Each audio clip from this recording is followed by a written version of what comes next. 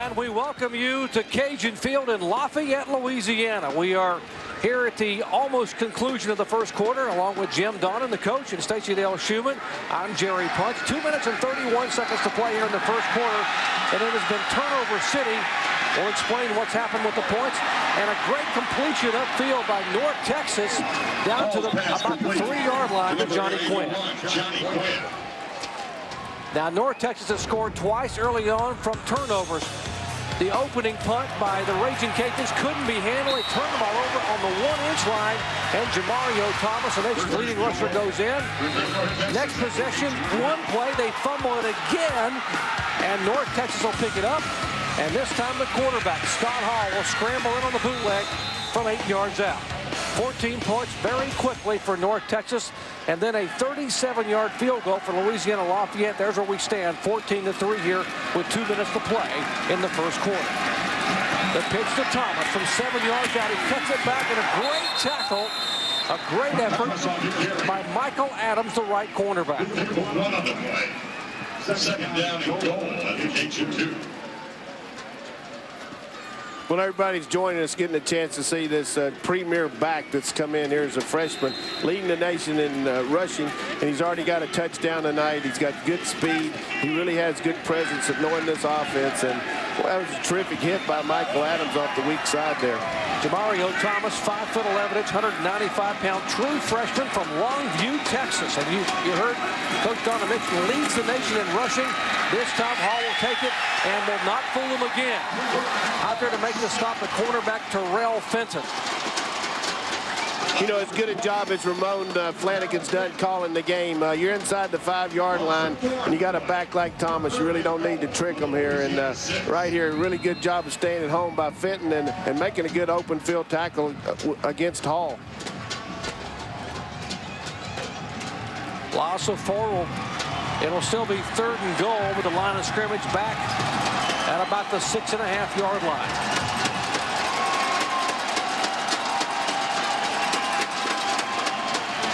Fakes the pitch to Thomas, gets some pressure, throws it toward the end zone, and the jump ball, it'll fall incomplete. Pass intended for Johnny Quinn, their leading receiver. 4th down and goal at the Louisiana 6. Scott Hall's going to fake the toss sweep to Thomas and try to get the flow of the defense going one way and throw the backside skinny post, but good pressure inside, and right here, this is just a jump ball, and Quinn can't come down with it. That'll bring up a 4th and goal, a 23-yard field goal attempt by Nick Bazaldua. His career long a 51-yarder against New Mexico State early in the year. He is 9 of 12 on the season. The kick is up, and it is good. So the Mean Green of North Texas resume a 14-point margin here in the final seconds of the first quarter.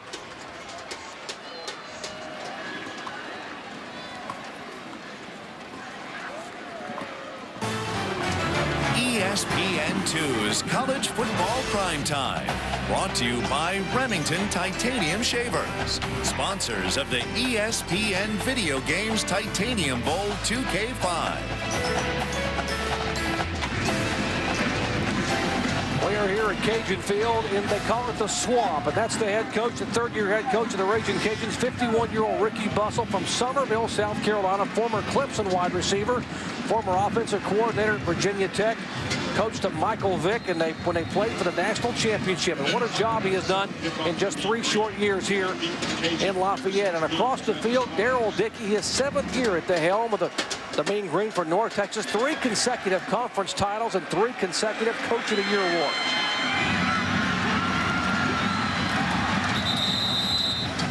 Louisiana-Lafayette back on offense. And their field general is their redshirt sophomore quarterback, Jerry Babb. The very first commitment that Ricky Bussell got when he came here in recruiting. He leads the team in both passing and rushing. Has thrown for over 200 yards 4 times this year. And Coach, last time out, this young man, Babb, had a rib injury, had to leave in the 4th quarter 2 weeks ago against Arkansas State. He showed good toughness here tonight and really made some good decisions. When his team was down 14-0, he got them down the field and got 3 points. They need to answer the challenge here, too. No huddle offense. They give it on the backside to the tailback. He will get a couple of yards. Chester Johnson on the carry. Final seconds ticking away here at Cajun Field. A Sun Belt Conference showdown. For years it's been North Texas and the Seven Dwarfs, and this year Louisiana-Lafayette hoping to be able to unseat it, but having a tough time here in the first 15 minutes. At the end of the quarter, it's the Mean Green 17, the Ragin Cajuns 3.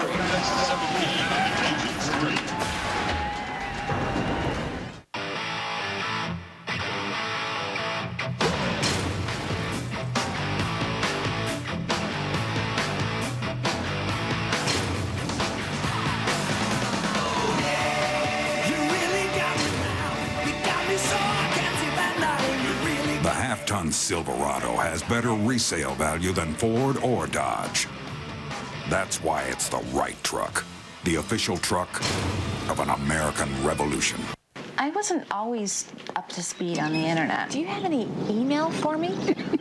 But that was then. Now, thanks to Comcast, I am a broadband goddess. Top Gamer 12 has left the building. Comcast high-speed internet is always on, no dialing up, and multimedia is a snap. Their highest speed puts dial-up and DSL to shame. I have DSL. You're not at 3 megs? You got a life. What are you looking at? If you ask me, it's the killer app. That was then. This is Comcast.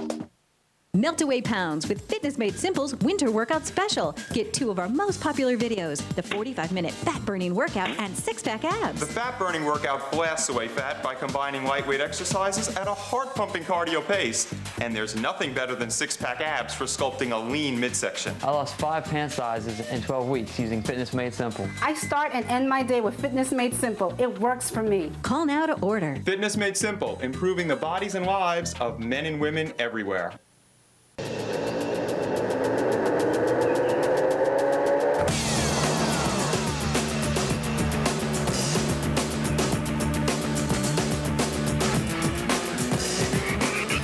Chevy Colorado Z71 with an available 220 horsepower engine. You're it. Don't let all that power go to your head. Chevy Colorado, an American revolution. At the road 28-yard line. Back in Lafayette, Louisiana, along with the coach Jim Donnan and Stacey Dale Schumann, I'm Jerry Punch as we begin the second quarter of this Sun Belt Conference shootout. The Ragin Cajuns in red and the Mean Green of North Texas, defending conference champions in the green and white jerseys. Babb looks upfield, has a receiver up at the 35, and fights his way beyond the first down sticks. As you take a look at the backs and receivers for the Ragin Cajuns, Dwight Linden rushed for 86 yards the last time out against Arkansas State. Bill Sampley leads the team in receptions and receiving yards. Now the offensive line up front, redshirt junior center Ronnie Harvey's a 3-year starter, and they're very strong on the left side, Hodges and Cox side. Cox played all 141 snaps last year as a true freshman.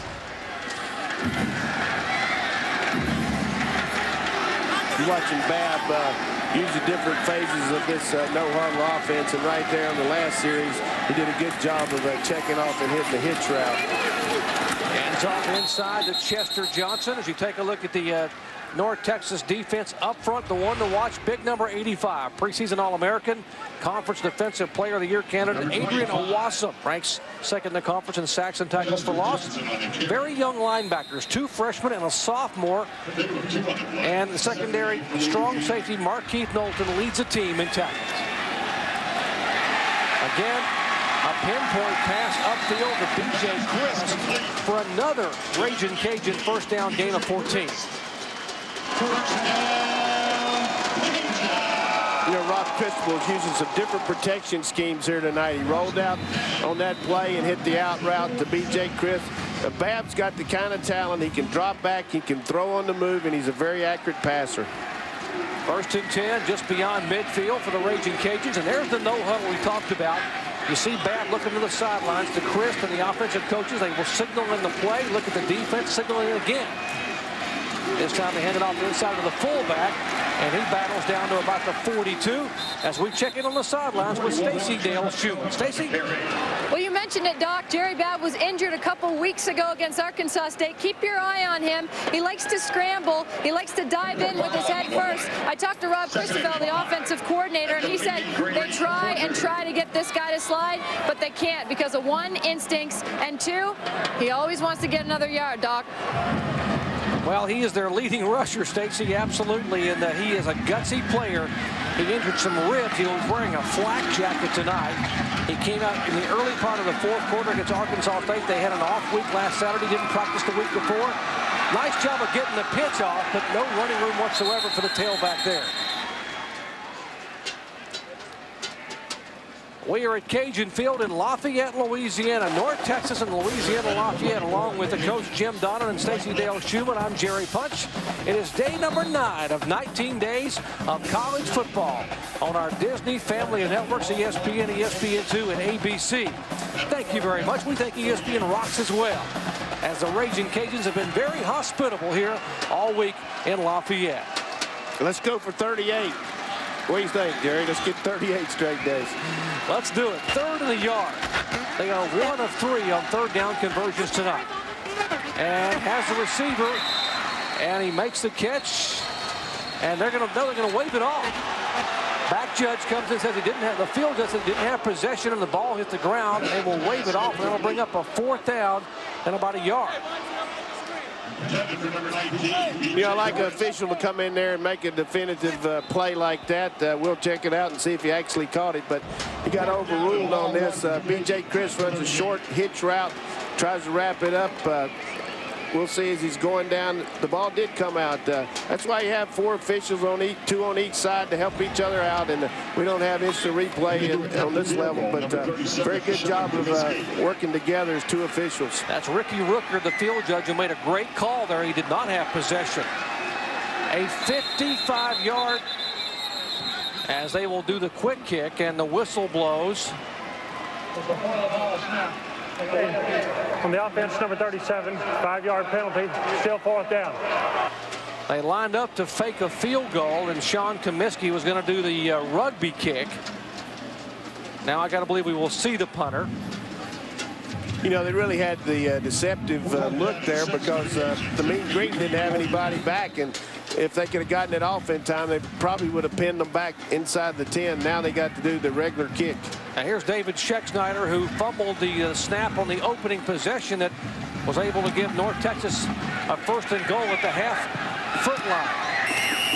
Fair catch is made at the 15-yard line after a 28-yard punt.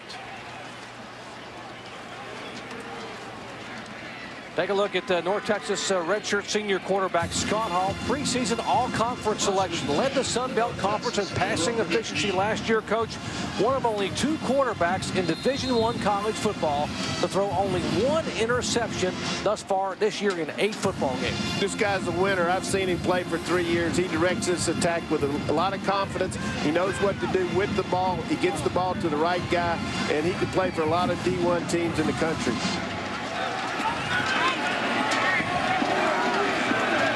Field position of the night thus far for North Texas. They give it to Jamario Thomas, the nation's leading rusher. He bounces outside, shakes off a couple of tackles, and gets up to the 36-yard line. Gain of 21 yards.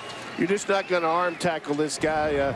He's got terrific balance, but good vision. He switches the ball, should switch to his outside arm here, but he'll learn that. He's just a freshman. I think you can teach him how to do that, but you sure can't teach him how to run like that. Boy, this guy is really something special, and I'm glad we're getting to see him tonight, Jerry. There are his numbers leading the nation in rushing. Thus far tonight, he has 12 carries for 69 yards. And just getting warmed up. A true freshman, the young man is from Longview, Texas. He'll get it again. Cuts it back. Big opening right side. 35, 30, 25. They will try to catch him. They dive for it. Touchdown, Mean Green. You know, I really think what happened was Jamario told everybody, I'm going to wait till we get on national television to really show him my stuff here. We waited till that other group got here. Now he's breaking it out. Holding on the offense, number 49. 10-yard penalty from the spot of the foul. Still 1st down. So that 64-yard scamper will come back for Jamario Thomas. Well, usually when you make a long play, somebody's holding it, and right here on the perimeter, that's what happens. Boy, this guy is really something special. Now, I'm going to try to keep from getting too excited about him, but you can see he reminds me a lot of the guy I had at North Carolina, Amos Lawrence, wore the same number 20. Really goes with the flow, takes what's there, and he's going to go over there and get his breath back. But tough penalty for the Mean Green. But that's a big play in a football game because 24-3 would be hard for them to overcome. You know, Daryl Dickey said when looking at Jamario Thomas, Dickey went to high school at Chapel Hill, North Carolina, while his dad was coaching at North Carolina, and said that this young man reminds him of Amos Lawrence as well, the running back he saw playing in Chapel Hill. That is Kevin Moore, the backup tailback, and he will carry up near midfield for a gain of 13. Take a look at the offense where there's the phenomenal true freshman tailback, Jamario Thomas, 732 yards rushing in the last 3 games. And the offensive line, Andy Brewster at center is the leader. The preseason all-conference selection has started every game since his freshman year, 46 in a row.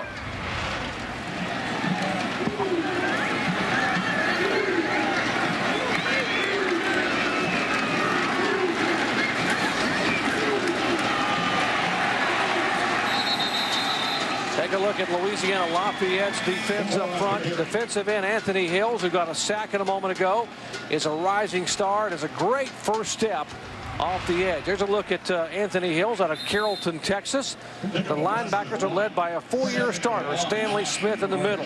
Despite the fact that he's playing it out with a broken hand and a big bandage. And the secondary 2 safeties are really the strength of this team. C.C. Brown and Antoine Spann. Brown leads the team in tackles. Spann leads the team with 3 interceptions.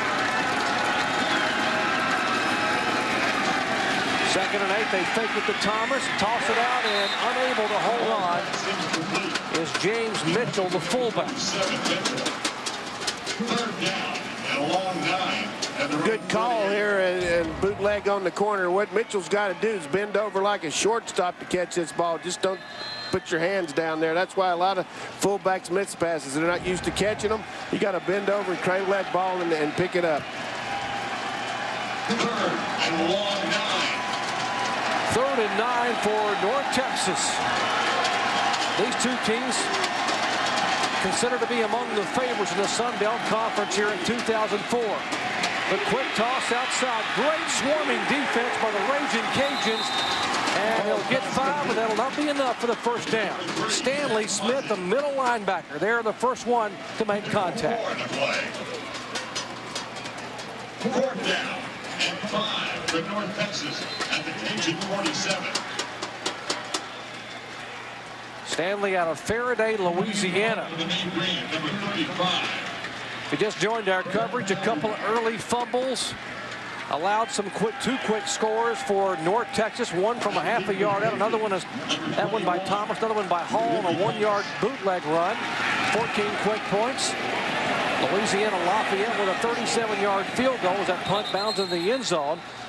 And then North Texas back with another field goal in the 2nd quarter. That's where we stand, 17-3, with just over 9 minutes to play here in the first half in this Sun Belt Conference shootout.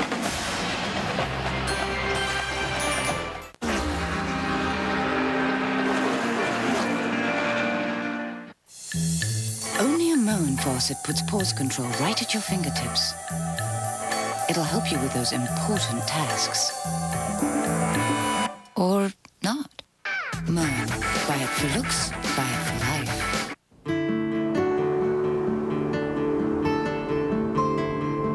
With a smooth ride, available navigation system, and luxuriously quiet interior, the new Jeep Liberty Limited Edition makes you feel like you're in the middle of nowhere. Even when you're not. Get 0% financing plus November bonus cash for a total savings of up to $3,700 on one of America's hottest 4x4s. If you have great credit, shouldn't you get a better rate on your home equity line? At eLoan, you do. We process your loan differently, online. That costs less, so you get a great rate with no lender fees. Apply today at eLoan.com. Who needs an erectile dysfunction treatment that can work up to 36 hours? Couples who don't want to put their lovemaking on a schedule. Couples who just like to let it happen. 36-hour Cialis is for couples who like to choose the moment that's right for them. Because Cialis is the only ED treatment proven to both go to work fast and work up to 36 hours. Cialis is only for men healthy enough for sexual activity. Do not take Cialis if you take nitrates for chest pain, or certain alpha blockers for prostate problems, or high blood pressure, as this may cause an unsafe drop in blood pressure. Don't drink alcohol in excess with Cialis. Side effects may include headache, upset stomach, delayed backache, or muscle ache.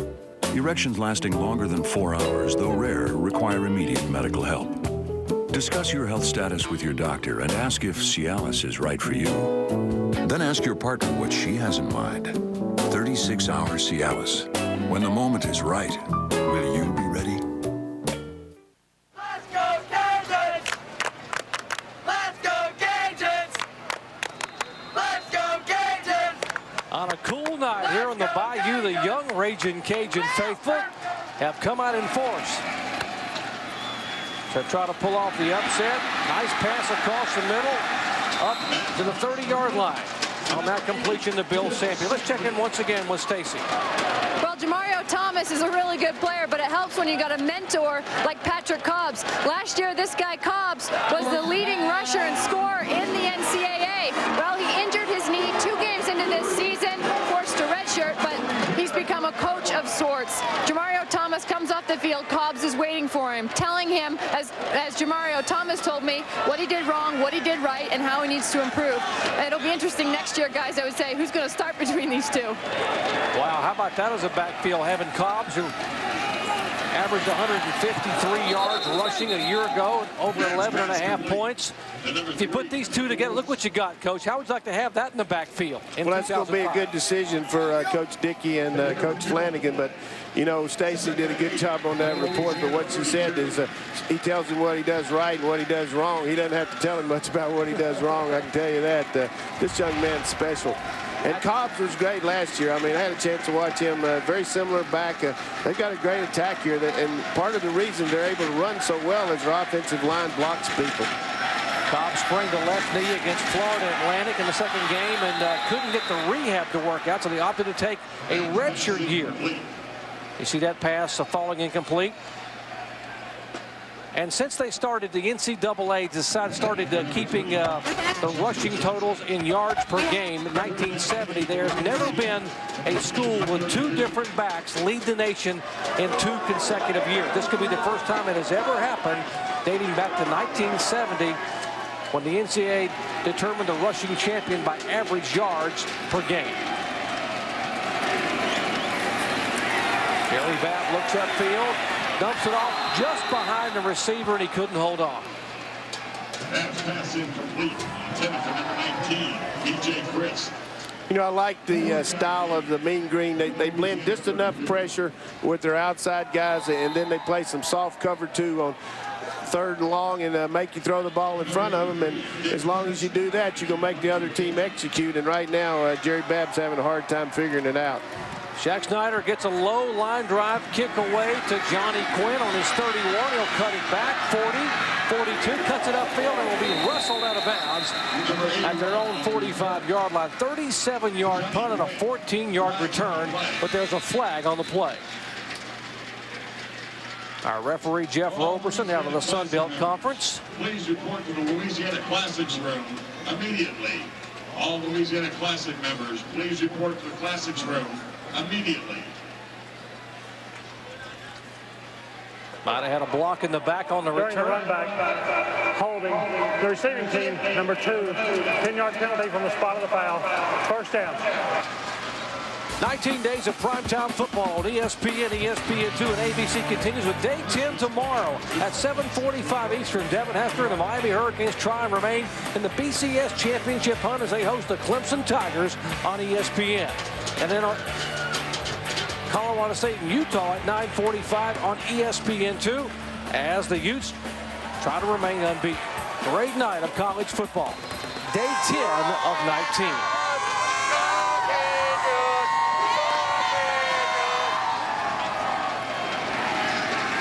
First and 10 for the Mean Green. And And they give it to Thomas. Dances outside, still on his feet up. And he will carry a tackler for a 5-yard gain. Jarrett Jones making the stop. And Coach, he doesn't look that big, but when you try to bring him down, he's extremely strong. They said his lower body strength for being able to carry a tackler.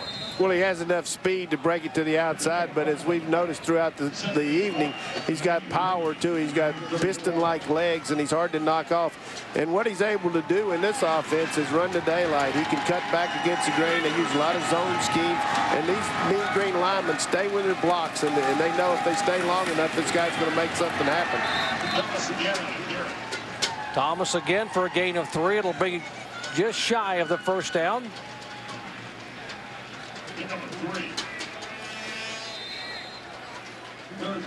Look at the last 3 games, averaging 244 yards, 37 rushes.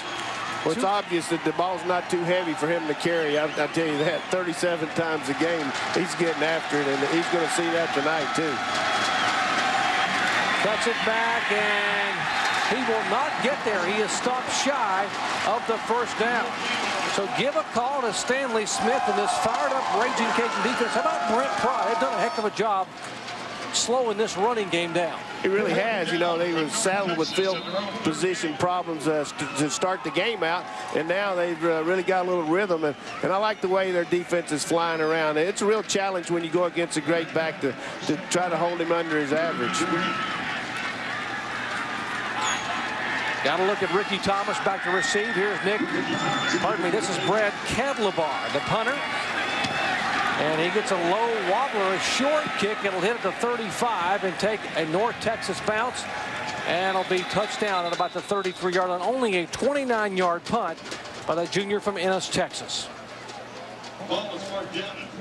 We are in the unofficial capital of Cajun country. They call it Lafayette, Louisiana. We're about 30 miles north of the Gulf of Mexico with some very hospitable Cajun fans. And as they tell you down here, they don't throw anything away. They put a little extra spice on it and cook it, and it does taste good. We know that right for a fact, don't Jim? Yeah, if I stayed down here for 19 days of football in a row, I'd weigh about 400 pounds, that's for sure. They have been very hospitable to us, and they cook it all. As Coach Bustle told us, they don't throw a thing away. Jerry Babb, and he will be smothered under at about the 25.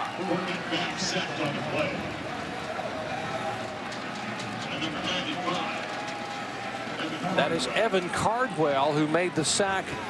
Cardwell has been playing a little bit banged up. Coach is concerned about him being able to be 100% tonight, but he looked awfully good on that one. He really did. I really think that Babb is confused by this different coverages that the Mean Green are showing them. They're showing them a cover 2, and then they're spinning down to a loose cover 4, which is 4 cross, and he's waiting way too long to throw the ball. These guys aren't going to be wide open against this defense. You got to get some rhythm throws in there. 2nd and 16, pressure again. Babb gets it off and hits one of his linemen in the shoulder pads. And the flag comes in from the side judge. I think he's probably going to call a situation here where, you know, he's just trying to throw the ball away. It could be illegal touching too, but intentional grounding. Number 15 on the offense. Ball will be placed as the spot of the pass. It is loss of down. 3rd down. Now, he was not outside the tackle box, and the ball did not go beyond the line of scrimmage. So neither one of those criteria were met. That's why the intentional grounding was called. Exactly, and he's just trying to get enough oomph on it to get it outside, and it he probably could have made it, but you know, 57 knocked it down. But right now, Babb's a little bit shaken up by all these different looks, and he's got 2 straight sacks. And just get the ball out of here and punt it. Don't run a draw play or something.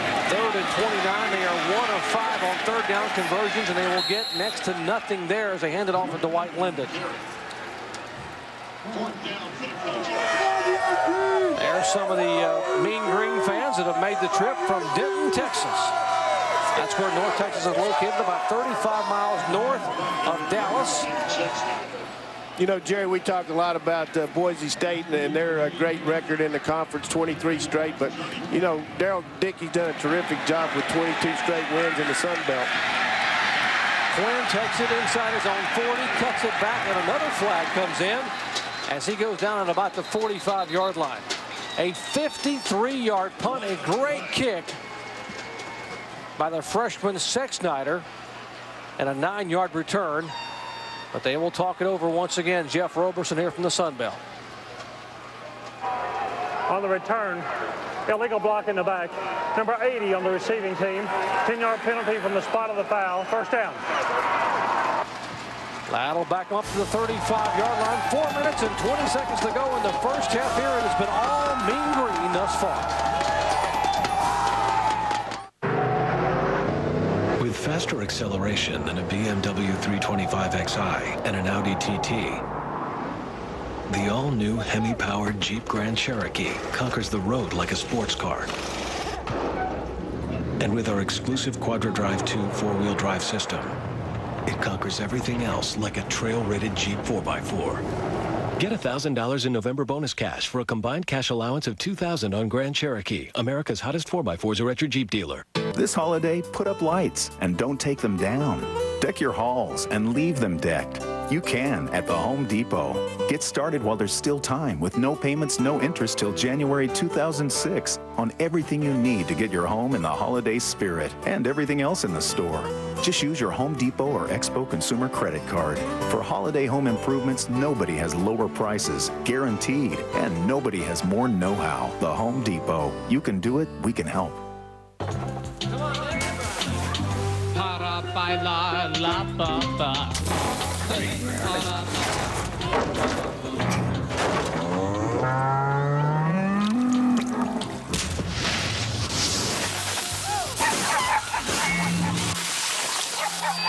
This year's biggest splash? The new char-grilled chicken sandwich from Chick-fil-A. Rebuilt from the wheat bun up, it's our best char-grilled chicken sandwich ever.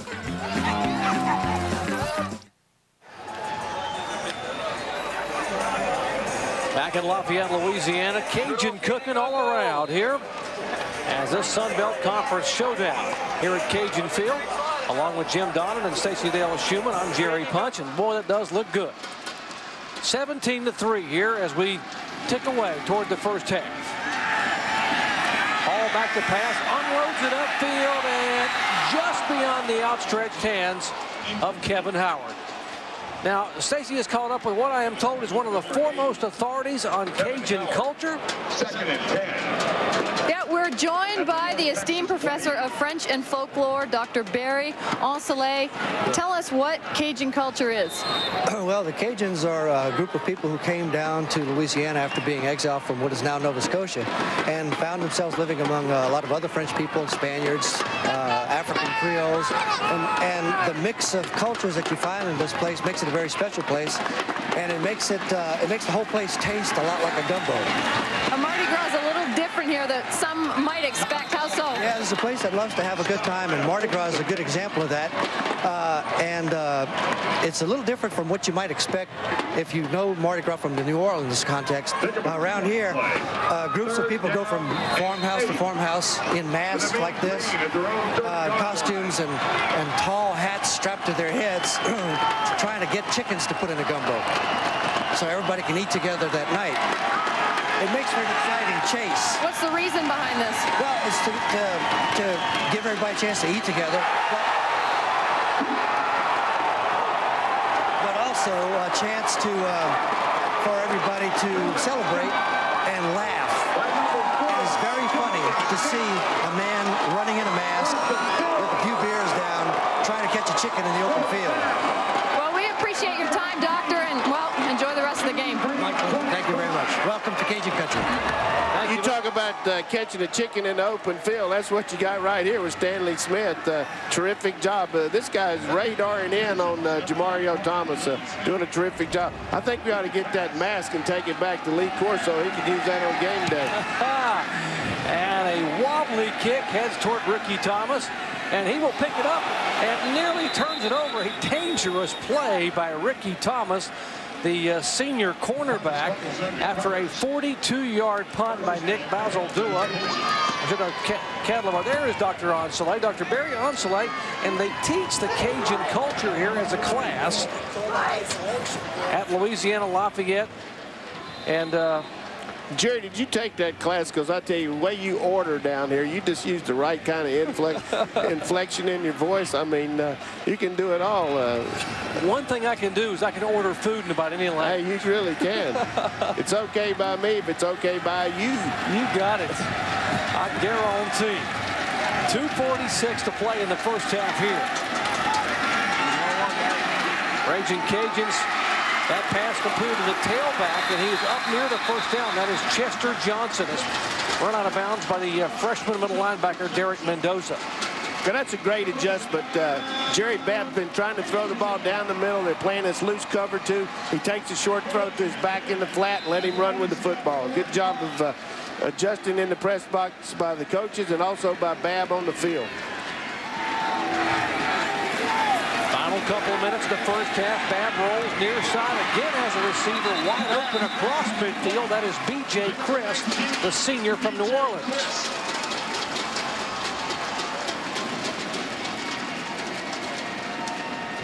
This is a half roll out of the split backs, and B.J. Chris just runs this little stop route against the loose coverage and tucks it up and gets a couple extra yards.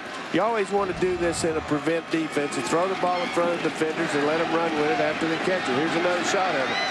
Again, it goes upfield and standing up on his feet at about the 36. They will have the first down. After a gain of 10, they will mark the football just beyond the 35-yard line. Defensively, as a defensive corner, you got to read the quarterback's eyes, and you also got to watch where his launch point is. If he's throwing the ball on the run, you don't need to give as much cushion there, and they're giving way too much cushion against these Ragin Cajun wide receivers. Jerry Babb, 10 of 17, throwing the ball for 78 yards. And adding to it here in the final couple minutes of the first half. They need to get some points. Has a receiver over the middle, finds him at the 30 and down to the 29. Again, that's the tailback, Dwight Linden, for a gain of 7. I look for Kenny Evans to get back in his conventional defense here now because they're giving up way too many yards in this 2-minute defensive attack. They're giving way too much cushion here. They're going to come with some pressure off the edge here in a minute. Ragin Cajuns have a no-huddle offense anyway. They have 3 different versions of the no-huddle. The quickest is called Indy, which is what they're running right now. Snap it ASAP. And did he get his feet down? Yes. At the 20-yard line, Bill Sampy, the leading receiver, will gain 9 more. And they're just marching down the field. This is a rhythm throw, and what I mean by that, as soon as he catches the ball, he lets it go on time. Sampy runs a speed out, gets both feet down. He only needs one. It's a good timeout by Daryl Dickey. His team's kind of a little uncertain right now about what they're doing. This is the best march of the night by the Ragin Cajuns, and they got to figure out what they're going to do. 5 straight completions by Jerry Babb, and the Ragin Cajuns are threatening here in the final minute and a half of the first half. Gotta go.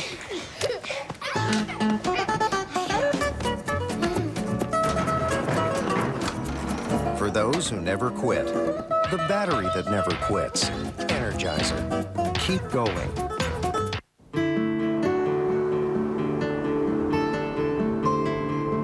With a smooth ride, available navigation system, and luxuriously quiet interior, the new Jeep Liberty Limited Edition makes you feel like you're in the middle of nowhere, even when you're not. Get 0% financing plus November bonus cash for a total savings of up to $3,700 on one of America's hottest 4x4s. Oh, what a beautiful morning. It's great to be alive. For those who never quit, the battery that never quits. Energizer. Keep going. ESPN2's College Football Primetime. Brought to you by Jeep. Trail-rated capability. Don't go off-road without it.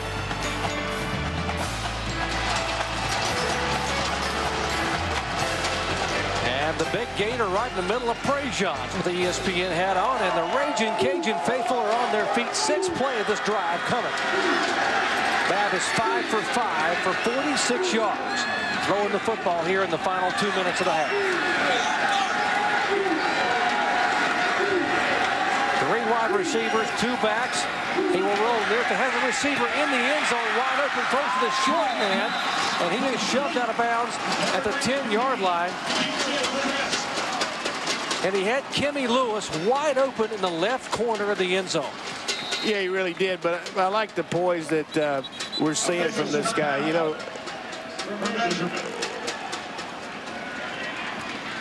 running to your left, being able to throw the ball with this kind of velocity and accuracy, squares his shoulders up, and you know, you always take the short throw on the smash route, Jerry, if the corner's back underneath the deep guy, and that's what's happening here. They're just sinking, again, cover 2, and they're going to have to start playing a lot harder on the perimeter here. They're giving way too many soft throws. First down for the Ragin' Cajuns on their first 5 drives of the night. They had a total of 78 yards on this drive. They have just generated 56 yards, and that's sort of worrisome to that man, Darrell Dickey, and Ricky Bustle liking what he's seeing going here in at the half.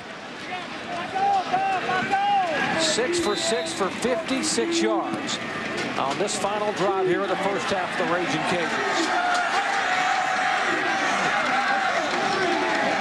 First time tonight, Jerry, we've seen conventional I formation. Even though it's a run set, they might run a play-action pass off of it.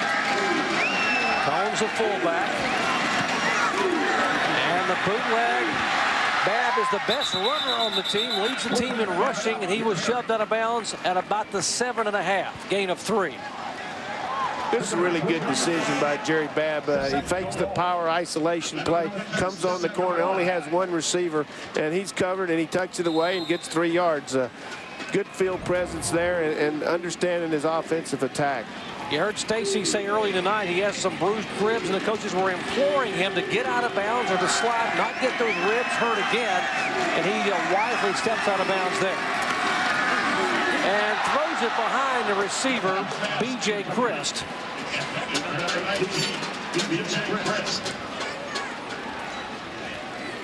Well, B.J. Christ is running a tough in route here, and just the ball's a little bit thrown behind him. You know, anytime you're throwing that kind of power throw across the hash, sometimes you try to throw it too hard, and when you do that, you lose your rhythm, and that's what happened to him on that one. Last 2 times the Ragin' Cajuns have played North Texas on this field, they have not scored a point, have not scored a touchdown since 1981 against this team. And that time he misses the receiver. Might have been some contact, and a flag comes down in the end zone. Travis Smothers, the intended receiver. Smothers, who is the brother of Warwick Dunn, the former Florida State running back. Defense, number 51. Ball placed in the spot of the foul. First down. First and goal, at the North Texas 3-yard line. Yep, right here we got as he come across the field, 51 jumps up in there and does a, you know, you just can't do that. You know, they got a chance to get him in a field goal situation. Break on the ball. Don't get your hands up and try to knock it down like that. Just break on the football. That's a redshirt freshman, Derek Mendoza, the former walk-on. Babb fires it over the middle. Touchdown, Ragin' Cajuns.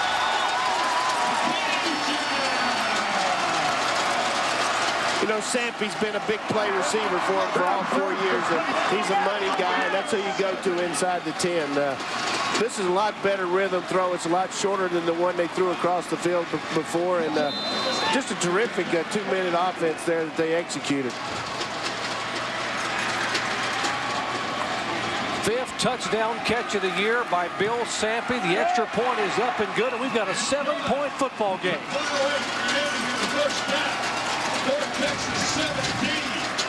A pinpoint pass by Jerry Babb. Well, Jerry gets a low snap, but still has enough presence of mind to stick it up in there.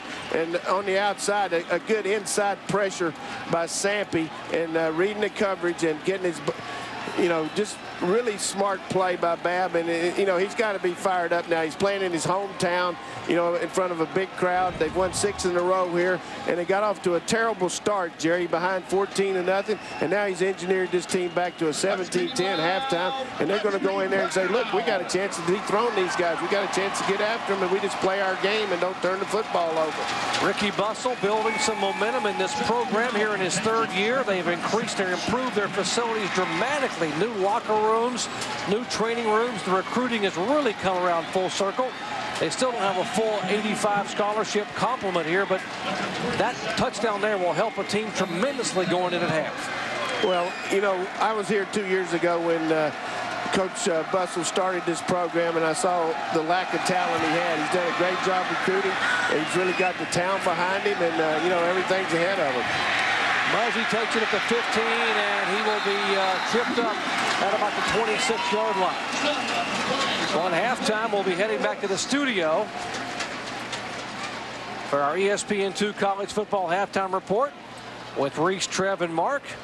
Talking about TGI Friday. What happened just prior to us. What a great one they had with Akron and Marshall. Kroom comes home, and D-backs dump Backman. We'll talk all about those stories and more coming up at the half with Reese, Trev, and Mark back in the studio. How about that great Mid-American Conference East contest that just prior to our game in overtime. Congratulations to the Akron Zips. Second time in a row pulling off the upset there in the Rubber Bowl. Well, it's a big decision for Daryl Dickey and Ramon Flanagan. You've got 2 timeouts left. You've got your whole second half to win this game. They've got it right now. I look for them to run the clock out here. Final minute of the first half. We'll see if Scott Hall and company. Nope, they're going to take a shot upfield. Throws it to the sideline, and the receiver has it. Can't get out of bounds. All pass complete. The number 37, James Mitchell. They'll lose a couple of yards. Official threw the flag and then picked it up and put it back in his pocket. So no flag on the play as Daryl Dickey talks it over.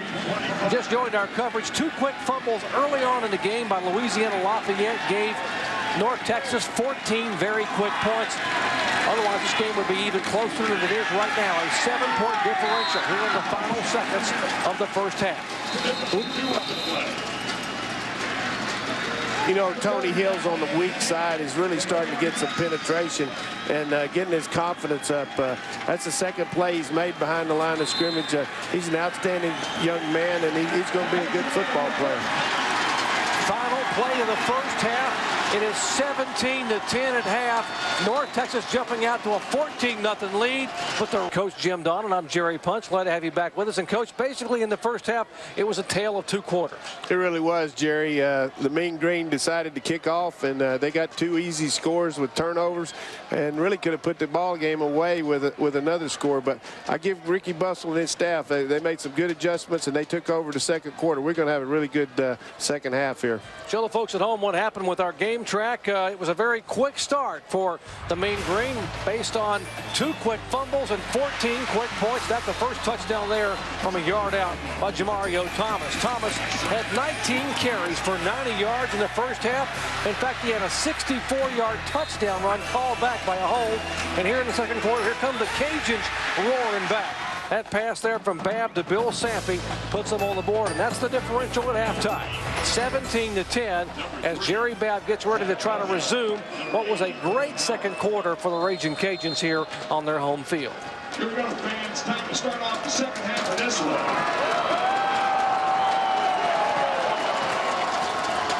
one. Louisiana-Lafayette will kick it off, and a very short high kick taken at about the 10-yard line. Muzzy at the 30-35 cuts it back and is tackled up at about the 39. Again, a return of 31 yards. Let's check in on the sidelines with Stacy. Well, Doc, I asked Coach Dickey what he told his team at the half after that momentous Louisiana-Lafayette drive. He said, they're a good team. They're going to make plays. We got to play harder. I asked him how they get to Babb. He said, you can't go at them too hard because they'll break you with the pass, Doc.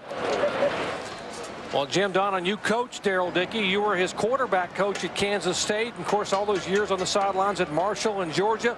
When you have a second quarter that just sort of falls apart for your team, what do you say to him at halftime? Well, you just got to remind them we got to come back with what we thought going into the game. This first quarter was way too easy. We got some easy scores. We're in for a tough fight here. And let's go back and run our stuff and see if we can slow down this over pursuit by the Ragin Cajuns defense. Right now, they're just teeing off on them. Great effort by the Ragin Cajun defense. Gain of only a yard by Jamario Thomas, Trey Green, and Stanley Smith. There's a look at Thomas, by the way, who led the nation coming in here in rushing as a true freshman, 173.6 yards per carry. Didn't start until the third game of the year, only his 7th start of the year. And puts himself in some pretty good categories in terms of NCAA records. Herschel Walker, Marshall Falk, Emmett Smith, among others. And he is tied for NCAA categories, and we'll tell you more about that in just a moment. Yeah, I really like that call. They ran a crossing route against the grain, and Quinn is wide open, but Hall didn't get his feet set here to really put enough air up under the ball. Got good pressure from the outside, and you know, when you got a guy that wide open in a play-action passing game, you got to take advantage of it, particularly when you're on the road. Right now, you're seeing the whole Ragin Cajun team teeing off on Thomas. They're going to have to hit some passes here in the second half, Jerry. Quinn had a great effort against Louisiana-Lafayette a year ago, sort of his coming out party, but has had a struggle here tonight. And again, they cannot hold on. That again is Johnny Quinn, the sophomore out of McKinney, Texas. Johnny Quinn's usually a sure-handed receiver. He's done a good job catching punts and returning kickoffs. And right here, just got to make that play on third down. The pressure of the situation right here. You've won 22 straight Sun Belt games, and you got a team on the road that's really getting after you. We're going to see what the Mean Green's all really made up of now. Cadlebar will punt it away, and deep to receive Ricky Thomas on 4th and 9. Thomas, a cornerback, senior cornerback, and a great punt, best punt of the night by Cadlebar, drives Thomas back inside his own 10-yard line. He cuts it back and can't escape the grasp of the Mean Green tackler up at the 15. A 53-yard punt by Brad Cadlebar and an 8-yard return. There's Jerry Babb, coach, and look at the difference. The first 5 drives, 75 yards. That last drive where he was almost flawless, 66 yards and a touchdown. Well, we're going to look for it real quickly if the Mean Green tightens up their coverage on the perimeter. They're throwing the ball in front of them, and I look for them to play some press coverage here to stop this. Shotgun formation. Again, if you just joined our coverage, Louisiana-Lafayette is a no-huddle team. They have 3 different speeds of offense that they can run. As Babb rolls near side, gets it tipped and almost had it picked off as the ball is tapped at the line of scrimmage. Coach, about the 3 different speeds that they run here in the no-huddle. Well, we got the Indy, which is just running with 17 seconds to go. Get out and run your best stuff. Then the NASCAR is just your regular offense that you're going to run that you would run with a huddle. They don't mind waiting to see what the defense shows. And then the Demons, when they give a false call there, try to get the defense in something and then go back to their best play. And they're doing a good job of utilizing that throughout the second quarter. And they've got adjusted a little bit to what the Mean Green are doing. You saw Rob Christopher a minute ago. He's the offensive coordinator up in the booth. He makes a determination on what they run. Nice inside shovel pass. Has someone to move up across the 20. He'll still be shy of the first down. Show you Rob Christopher again, the offensive coordinator here in his 3rd year up in the booth. Now he makes the call upstairs and talks to Brian Christ on the sideline. And Chris is the guy that signals in the play. There's Christopher up in the booth. And that play, Jerry Babb will dive upfield and have the first down. Well, right away, we're seeing the Mean Green playing the corners a lot tougher, and Jerry's going to have to realize that and maybe throw some fade routes. But we talked about early in the game that Jerry Babb's a very athletic quarterback. Reminds me a lot of Alex Smith from Utah, and he doesn't mind tucking it away and making. He's their leading rusher, and he makes really good decisions about when to pick up the speed of his passes, and he also makes good decisions about tucking the ball away and getting up the field and picking up the first down. And some movement up front, and that brings a flag in as Babb walked to the line of scrimmage, backed away, walked up again to talk to his offensive lineman to make the call.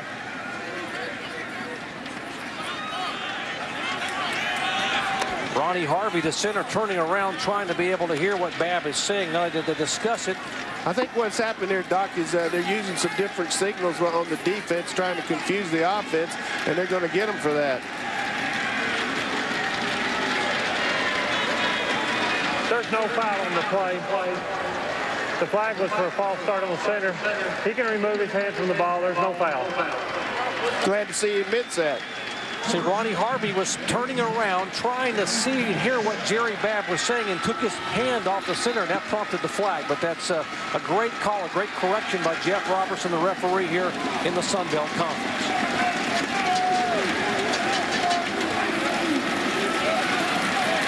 Pressure on Babb. He sidesteps, has some running room, will tuck it. Coming to the near side. Oh, if he gets one more block, he gets about 15 more yards. As it is, he will get 6 yards. And it will bring up a 2nd and 4. We'll get a speed rush off the outside by Adrian Owasum, the sack leader in the Sun Belt Conference, and he just gets pushed up the field by Brandon Cox, a really big road grader at left tackle. And watch just tremendous decision making throughout this second quarter and early in the third quarter by Jerry Babb. He knows when to tuck it and run. Anytime you can pick up 7 or 8 yards on first down, you're way ahead of the sticks. Babb, the only Ragin Cajun to rush for over 100 yards this year, had 101 against Kansas State. And stoned a hit again 2 or 3 times at the line of scrimmage. That's Dwight Linden, the senior tailback, and a great defensive effort up front by Michael Pruitt, who is like a rock inside there on that defensive front. Well, Michael Pruitt started the game out with 2 lost yardage plays, and that's another one for him. He just really defeated the block at the line of scrimmage and just faced up on the guy. Here's a big 3rd down conversion. You know, the Ragin Cajuns got a lot of momentum. Let's see what they try to do here. They'll probably sprint to the field here. They are 2 of 7 on 3rd down conversions tonight. Short drop back, tries to step away and stretches forward, almost loses the football. They'll say he's down at about the 35, which will still be about 2 yards shy of the first down. And Ricky Bussell will be forced to kick it away. You always like to see what the adjustments are going to be made at halftime. Everybody talks about that, halftime adjustments. What are you going to do? And what you've seen from both teams is both defenses are playing a lot more aggressively, coming up a lot harder, and both these offenses are going to have to run some misdirection on each other. 4th punt of the night by Scheck-Snyder. Fair catch at the 31-yard line by Johnny Quinn after a 35-yard punt. And that's where the Mean Green of North Texas will take over here in the 3rd quarter. On his way back to Denton, Texas, just 3 days before practice was to begin in August. The young man from Bay City, Texas, involved in a motor vehicle accident and lost his life. The team is dedicated this year. They wear his number on their helmets. The coaches have the number embroidered on their shirts. There's a look at Daryl Dickey. And in the locker room, everywhere they go, at home there's a glass locker, and on the road they take Andrew Smith's jersey with them. He led them to their first bowl win in the Win the New Orleans Bowl 2 years ago. He will always be with his teammates here for the Mean Green.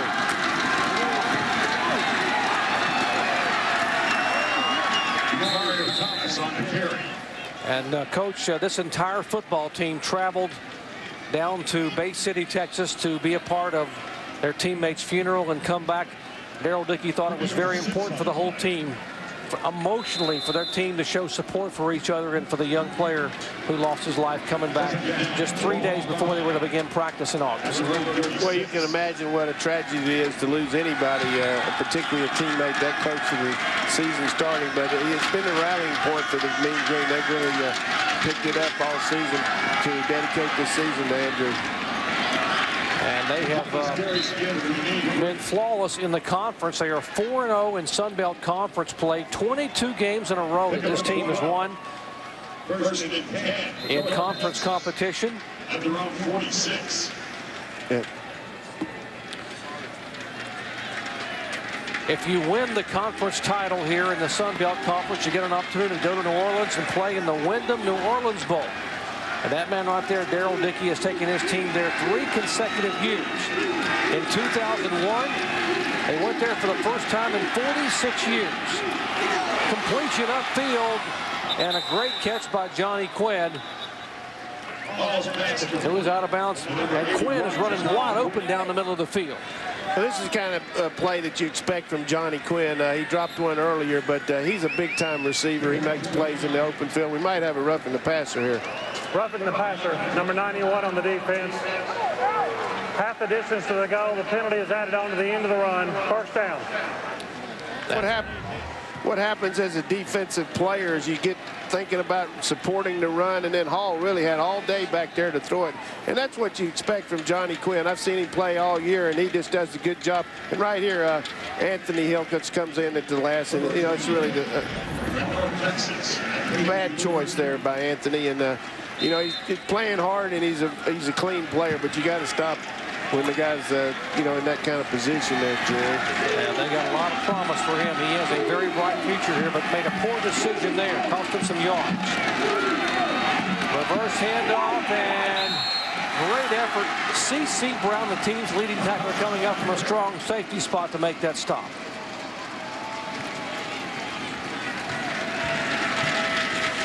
You know, C.C. Brown is a JUCO guy that has come in here and really played well both years. He was an all-conference second-team player last year. He's a good tackler in the open field. I like to see him butt him up in the mouth there, and that's what you want in your defensive back, a guy that can face him up and knock him backwards. But he looks like a linebacker back there. And 10 tackles in the last outing against Arkansas State. 2nd and 10, time clock near the game clock line. Again, just did get the ball snapped. And nice job of Scott Hall to duck underneath the tackler and get about 3 or 4 more yards. Well, you know, Jerry, we talked about my coaching career, and I always like to run the option inside the 15-yard line because it really puts a lot of pressure on the defensive perimeter. You got a back like Thomas back there who can run the power game, and you got a quarterback who makes good decisions like Hall. He doesn't have to be a whirling dervish back there, can make everybody miss him. Just duck it up. That's a big 6-yard gain there for Daryl Dickey's team. Now they're in a position where they got 2 downs to make it, and if they don't make this one, I think they'll probably kick the field goal. Big down for the Ragin Cajun defense. 3rd and 4, trying to stop the Mean Green, and they smother both the quarterback and the tailback for a loss back at about the 9-yard line. Travis Bass, a speedster. He is the pass rushing defensive end, comes in to make the initial contact. What's happened is, you know, they don't operate out of the shotgun very much, and when he's raising his heel, these defenders are breaking in there. They need to change their snap count a little bit. They're outguessing the center on his snap. Nick Basildua will attempt a 26-yard field goal. Has already been good from 23 tonight. And that kick is up and good. They will add 3 to their total, and the Mean Green move the margin to 10 points.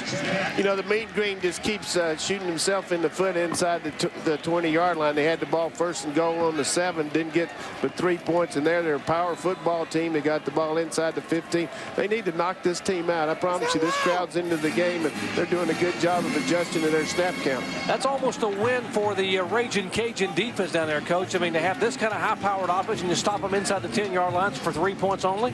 Yeah, no question, and that's what you come off with a victory for your defense because they marched it down there. But that's about 5 times tonight they've been inside the 20-yard line. They're getting points, and they've got a great done a great job all year having a good percentage inside the red zone. Well, tomorrow, 19 days of primetime football on ESPN and ESPN2, and ABC continues with day number 10 as Sylvester Croom leads the Mississippi State Bulldogs against his alma mater, the Crimson Tide of Alabama. College football Saturday primetime on ESPN 2 at 6:30 Eastern Time. For more information, log on to ESPN.com. And what a job Sly Croom has done down there at Mississippi State. Got a winning streak going. Yeah, he really has. He's won his last 2 games. And, of course, he's coming in his homecoming going against the Alabama Crimson Tide. And a lot of people wanted him to be the coach there. But Mike Shula's done a great job this year. Back in his hometown and home school there in Tuscaloosa. Michael Adams cuts it back and dances up across the 25. Will get some yards. And a late flag comes in over in the middle of the North Texas bench. You know, this is really atypical of the North Texas team. They're making a lot of silly fouls here, and you know, you just can't give this team any more juice than they've gotten right now because Bab's going to get hot, and then they got to put them away. Darrell Dickey, the son of former collegiate coach Jim Dickey. 5-yard penalty on the kicking team. Be 5 yards from the end of the run. First down. Darrell played quarterback at Kansas State and led them to probably one of the best years. They had their first ever bowl game, by the way, the Independence Bowl. Who was his coach at Kansas State? Well, his dad was the coach, but I coached him his first 2 years, and he's done a terrific job. I'm really proud of what he's done as a head coach. He's always had a good football mind, and his team's got a lot of discipline. They play tough, hard-nosed football and play good defense. And he's a guy, you know, if I'm an athletic director looking around the country for a new head coach, he'd be somebody I'd definitely look at. As you watch Jerry Babb complete that pass to Smothers, Babb is a part of a great tradition here over the years of very athletic quarterbacks that can not only throw the ball but can tuck it and run. We mentioned Babb is the leading rusher on the team. He is the only back this year to rush for more than 100 yards in a game. He went for 101 against Kansas State, but there have been some pretty good ones here that have worn the vermilion and white of the Ragin Cajun. One of them, by the way, led his team to the Super Bowl last year as the quarterback of the Carolina Panthers. And another one, well, he did it all here in the Ragin Cajun uniform. Brian Mitchell doing a lot of things right there. You see him doing the NFL, you know, just great speed and quickness, terrific all-around player. And, you know, it's obvious that he had a great career here. It's good to see his name there as retired jersey, and also Jake Delhomme. He is the NFL's all-time leader in all-purpose yards. Talking about Brian Mitchell, who was here from 86 to 89. Second all-time leading passer. And the NFL's all-time leader in all-purpose yards. What a sensational player he was here. He's now down with our Stacy L. Schumann. Stacy? We are here with Brian Mitchell. And Brian, you played in the 80s here. What has the program changed, and what does it look like to you now? Well, not as many people in the stands. I think, you know, Coach Bussel's going to get it back where it needs to be. You know, when I came here, we really got it going for a while. And then, you know, I think Jake and also Brandon Stokely had it going. And then now it dropped off a little bit. But I think Coach Bussel's a great coach, and he'll bring it back. What do you see in Coach Bussel that makes the difference? Well, you know, he comes from a big-time program, Virginia Tech, and he brings a lot of experience, and also he doesn't let the guys just mess around. You know, he makes sure that they have to, you know, pay attention to detail, and if he keeps doing that, then all of a sudden, you know, a lot of guys are going to start coming here. You know, when you bring a good coach in, a high-caliber coach, you can get better athletes, and that's what we need. We need better athletes coming here, and I think we'll be right back where we were before. What does the future hold for you in the NFL? Well, you know, I don't know if I'm going to return another punt or not. You know, I would like to. I've been waiting around. There's a lot of teams out there that really need a Brian Mitchell that haven't done it yet. But, you know, I don't really know. You know, I think if last year was my last year, I had a great run. And, you know, I can't be upset about anything. You know, I think 14 years is a long time, and the average is 3. I'm happy about that. We appreciate your time, Brian. Thanks a lot. Doc. Thank you, Stacy. Brian, the first player in NCAA history to throw for over 5,000 yards and rush for over 3,000 yards in a career. A lot of records here in a Ragin Cajun uniform. That flag came in a moment ago, and on a block on the outside on the option play. Holding on the offense, number 80. 10-yard penalty from the previous spot, which is the spot of the foul. First down.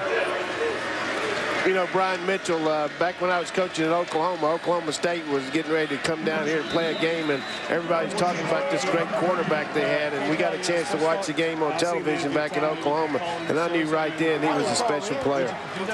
271 yards rushing against Colorado State when he was a senior here. Holds the school's all-time scoring record, 286 points. And did a heck of a job in the NFL.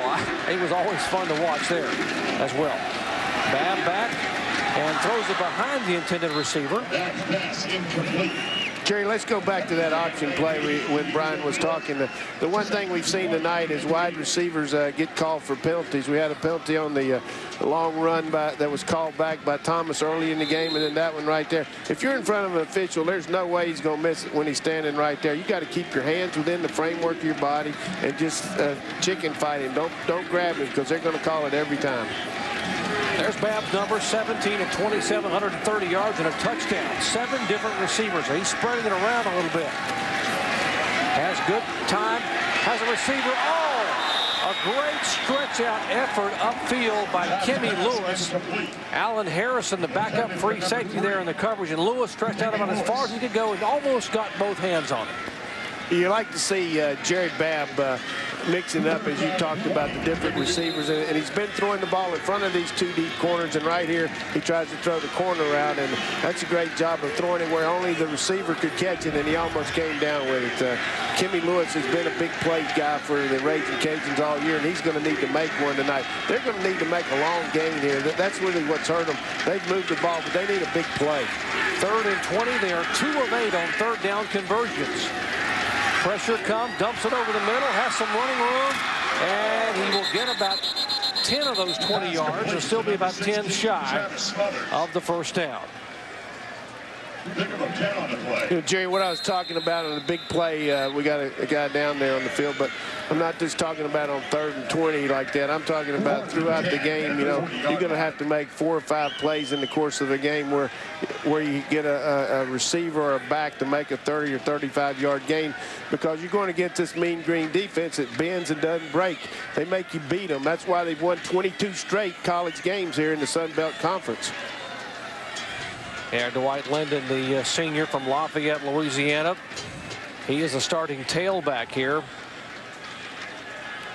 Had the great outing in their last game against Arkansas State. Almost rushed for 100 yards. He has 4 carries for 23 yards here tonight, and took a pretty hard lick over there as he was crossing toward the sideline.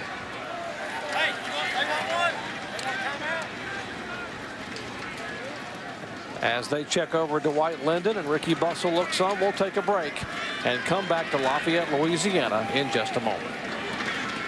The Netscape internet service lets me choose if I want their unlimited access for just $9.95. So does NetZero. And Netscape lets me choose if I want to add email virus scan or Web Accelerator for faster web surfing and email virus scan. Or, what do you get with those guys? You just switch to Netscape. Netscape internet service. Get online for $9.95 a month. Add Web Accelerator for even faster web surfing. And if you sign up now, get a 30-day money-back guarantee. Netscape. Call or log on today.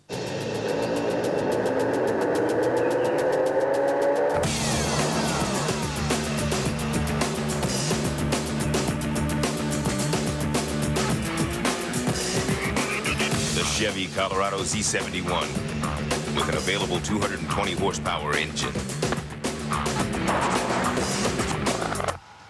You're it. Don't let all that power go to your head. Chevy Colorado, an American revolution. Welcome back to Safe Auto Insurance Company, where there's always someone to answer your call. Getting auto insurance from us has its benefits. Low monthly payments. Immediate coverage. And the peace of mind you get from being prepared should you be pulled over. That's right. In addition to being a good idea, having car insurance is the law. As you can see, representatives are standing by. So play it safe. Pick up the phone. And call now.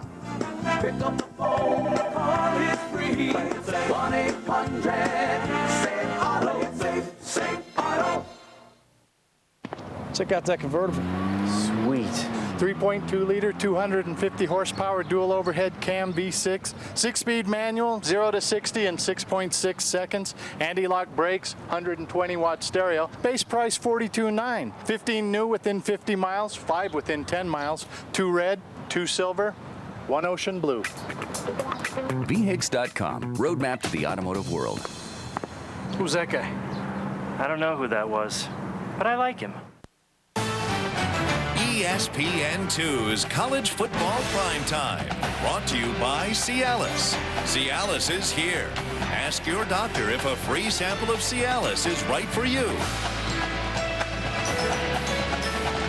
And we're back at Lafayette, Louisiana. There's Dwight Linden, who they were able to help up and get off the field a moment ago, and that's good news that Dwight got up and was able to walk off on his own and got a nice round of applause from these local fans. Fifth punt of the night for David Schexnayder. Longest of the night, a 47-yarder. That one a low floater, hits at about the 10, rolls down, and will be taken down at about the 4-yard line. Back at the 3-yard line on a nice punt inside the 20, a 37-yarder by David Schexnayder, the redshirt freshman. First and 10, North Texas on the 3. Well, tomorrow at 3:30 Eastern Time, ABC's college football features terrific regional action. You'll see either Minnesota at Wisconsin, Oklahoma down at Kyle Field, Texas A&M, Maryland and Virginia, or Oregon and Cal. A great lineup for ABC. Check your local listings for the game in your area. What's your favorite game among them? Yeah, I like this Oklahoma-Texas A&M. Texas A&M's been waiting for a year after that 77-0 thrashing last year. They're going to have to be ready. Could be an upset alert down at Kyle Field. Handoff inside, nothing doing whatsoever for the nation's leading rusher, Jamario Thomas. Take a look at the top 10. There's Southern Cal at Oregon State. There's only talking about Oklahoma coming off a scare against Oklahoma State last week. Heads down to Kyle Field to play A&M. And Wisconsin trying to remain unbeaten in the Big Ten. Minnesota having lost 3 of the last 4 games, having that hangover after that come-from-behind loss against Michigan, lost last week against Indiana. See Miami and Clemson down there. That's the one we have on our primetime show here on ESPN. Outside out, great defensive flow. Jerry, what you're telling your offensive team right here is you got to get enough to get 1 first down so you can kick the ball with your spread punt. If they're backed up and it's just a normal deal for them and they don't really feel comfortable with it. And what you're telling your defensive team is, hey, let's make 1 big stop here, force them to punt it, get it on our side of the 50 and get it in for a touchdown. Looking at Darrell Dickey and across the field, Brent Pry. There's Ricky Bustle. His defensive coordinator, by the way, Brent Pry. His dad, Jim, was the offensive coordinator at Akron that won just a moment ago, earlier tonight, rather. The ball is loose on the ground, and it'll be recovered by North Texas, but that'll bring up a 4th down and a punting situation for the Mean Green. You know, this happens a lot when the center, when the guard's pulling, he's blocking back, and the quarterback Hall's got to step with him. He's blocking back there, and the Hall didn't follow it out. Fortunately, he fell on the ball, and that's a big series for the Ragin Cajuns. And I look for Bustle to run a return here, not a block, and try to get good field position. 5th punt of the night by Brad Cadlebar. Last time he punted 53 yards. This one is a low end over end when a short kick hits at about the 45 and bounces back. And that's where the Ragin Cajuns will take over a 36-yard punt.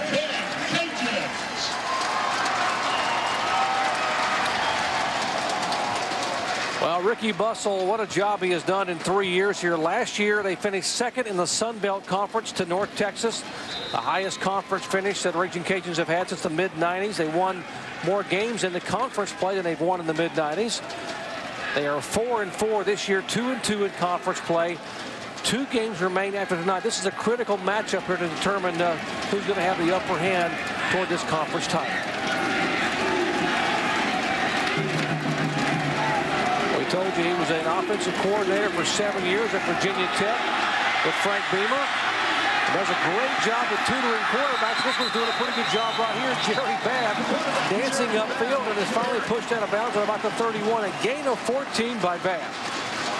where Babb's trying to go deep to Sampe on a post route, and the defense is just getting a soft rush in here. The Mean Green are getting pushed up the field by these offensive tackles, and once he turns the corner, he shows you the kind of speed that he possesses, because he could have just run out of bounds earlier, and he just keeps on going and picks up a big first down for the Ragin Cajuns. Babb's 9th carry, 39 yards on the ground for Babb. Gives the Ragin Cajuns a 1st and 10. Deep in Mean Green territory. That pass complete upfield. That pass complete. For Kimmy Lewis. Now, we told you that Ricky Bustle has coached some pretty good quarterbacks over the years. Take a look at some of these names. I'm sure you're familiar with them. Well, right there at the bottom, you got Michael Vick, but, you know, you look at the job he's done as a quarterback coach under Frank Beamer at Virginia Tech, and they all played with a lot of discipline, and they were very well tutored. He's a solid coach, and he's a solid father, and I've been real impressed with what Ricky's been able to do down here. I know last night he went to watch his son play a high school game, and that's hard to do when you're a college football coach, but he really thinks a lot of his young son. Inside shovel pass to Chester Johnson, has some running room. And Chester Johnson in for Dwight Linden, who a moment ago was down on the field. We are being told he has a mild concussion. Well, he's been running on the sprint out, and now Wassom's trying to contain him, and he throws a shovel pass underneath him. That's good coaching and a good call by Rob Cristobal upstairs. There's a look at Dwight Linden getting some ice there after that concussion of a moment ago.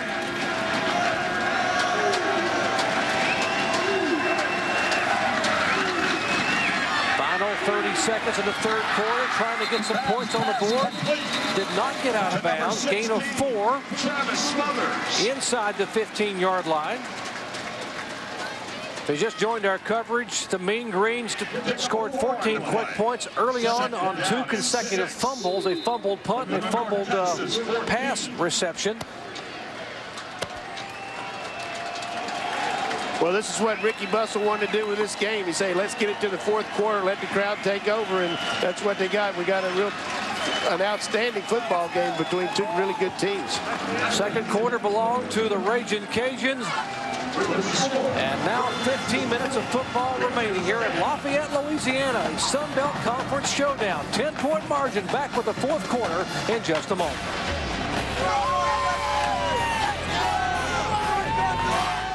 If a lunar rover can get out of a ditch on the moon, if a tugboat can tow an enormous freighter, if an M1 tank can have a heavy-duty Allison transmission, then why can't your truck? At GMC, our engineers don't just ask questions. They have Infantry Division, normally stationed here in Lafayette. They have been deployed, and they are watching, we are told, in a special area in Iraq. So a special hello from Cajun Country and all the fans here at ESPN and ESPN2, that you men and women over there watching this football game in Iraq tonight. Got a good one to watch here. 10-point differential. Begin the 4th quarter. Inside handoff and a little bit of running room for Chester Johnson. He'll gain 6 yards.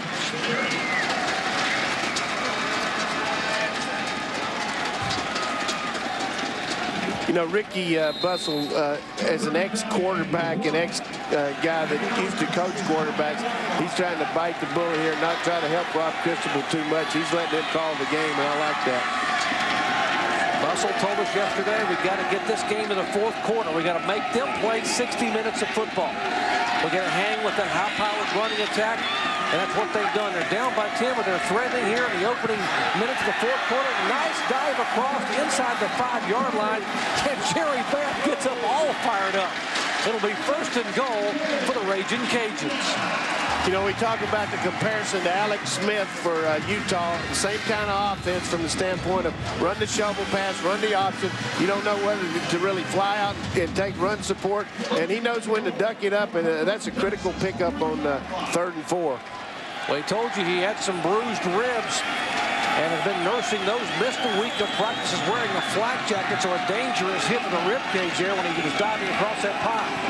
They give it to Johnson. He battles down to about the 1.5-yard line.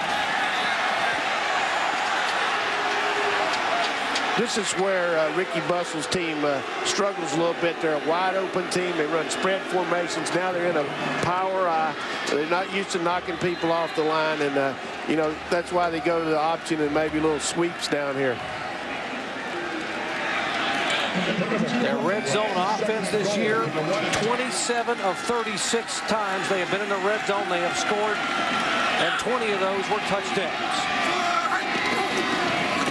Handed off inside, dive across, and Johnson will get the touchdown.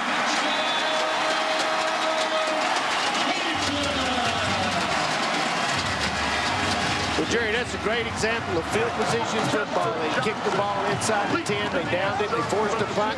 They got a short field, and they marched it right down and answered the challenge. 20-16, going to make it 17. We have got a football game here in the unofficial capital of Cajun country, Lafayette, Louisiana, as the Ragin Cajuns have roared back, and the extra point is up and good by Sean Comiskey. Take a look again at big old Chester Johnson, 200-pounder from Shreveport. He will get the call and dive across and gets into the end zone to add 6 more for the Ragin Cajuns. We know since the first quarter, except for a couple passes and a couple Thomas runs, North Texas has had a hard time moving the ball against this Ragin Cajun defense. And right now, over on the sideline, Daryl Dickey's telling his team, man, we got to answer the challenge. We want to go back to that New Orleans ball. We better get after them right here because the crowd's in the game and they're moving the ball on our defense. Well, tomorrow, 19 days of primetime football continues on our family of networks as day 10 will open up. Sylvester Croom leads the Mississippi State Bulldogs against his alma mater, the Alabama Crimson Tide, in Tuscaloosa. College football Saturday primetime on ESPN2 at 6:30 Eastern Time. And Sylvester Croom and the Bulldogs of Mississippi State on a 2-game winning streak. That big win over Florida and a win last week over Kentucky. They head back to Tuscaloosa, his hometown and his home school, to take on the Crimson Tide.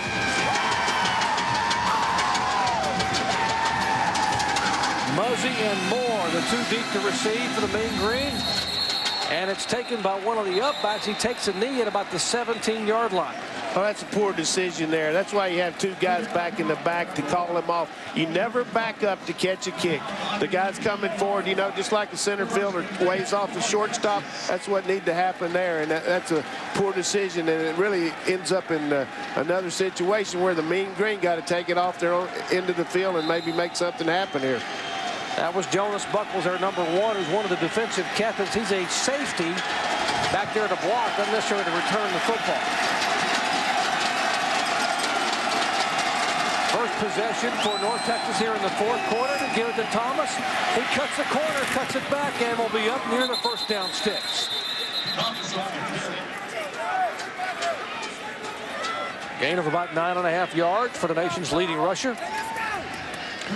Yeah, this young back is getting a little territory to run now. And you watch his acceleration here. Just, I mean, Jamario Thomas has got way over 100 yards now and had 1 call back for 64. But this is when you got a back like this, signature, come up, step it up on the road, take over the game, and let's see whether he can do it or not. Well, he told you 2 NCAA records. He tied earliest freshman to reach 1,000 yards in 7 games. He ties Emmitt Smith, Marshall Falk, and Adrian Peterson, the sensational freshman out of Oklahoma. As you see, Hall back to pass, and making the catch upfield at about the 41 is Johnny Quinn. Number 81, Johnny Quinn. Yeah, I really like Johnny Quinn's potential as a wide receiver and as a kick returner because he knows how to run routes. He knows how to catch the ball with his hands. He gets down there, and that's a big first down pickup because you got, now I'm thinking about the pass to maybe set up the run now instead of vice versa. Johnny Quinn's numbers tonight. He was Sun Belt Conference Player of the Year for this game a year ago. Had a sensational night, 3 touchdowns, 176 yards receiving. And look at this young man, cuts it back, and he is setting sail. Say goodnight, Gracie. Jamario Thomas, touchdown, Mean Green. Yeah, you can hold a back for a long time, but this guy right here is special with a capital S. And once he gets in the open field, it's over with. I had to say that one time tonight. I've always wanted to on national television, but this guy can show you his taillights. I promise you, he's a big-time player. And if I was a coach in D1, you can't go and try to recruit somebody off another team. But if he wanted to transfer, I'd definitely take him. Jamario Thomas, a 59-yard scamper. And the extra point is good. The margin is back to 10. And how quick is Jamario Thomas, the freshman from Longview, Texas? Watch him take the handoff. From 59 yards away, he hit for the end zone and paid her for the mean green. Touchdown, North Texas.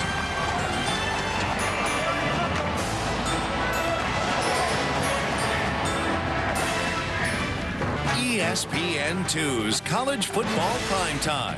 Brought to you by Netscape Low-Cost Internet Service. Netscape, just the net you need. Getting set to kick it off, Dennis Hoppenback, the junior out of Dallas. As we have a 10-point margin on that 59-yard scamper a moment ago by Jamario Thomas. Smothers and Adams back. It'll be Adams at his own 9-yard line. Hands it off to Smothers, who cuts it up to the 25, still on his feet. Cuts it back across midfield, still on his feet up to the 34. Great effort by Travis Smothers, the senior wide receiver.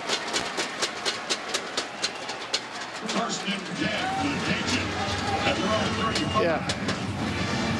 It's a good setup here, running the reverse on the kickoff. And you can see why this guy is Warwick Dunn's brother. I mean, he looks like that Atlanta Falcon guy, the way he's making things happen in the open field. And I look for him to maybe run a reverse to him before the game's over. Great field position now for the Ragin Cajuns. Jerry Babb and company.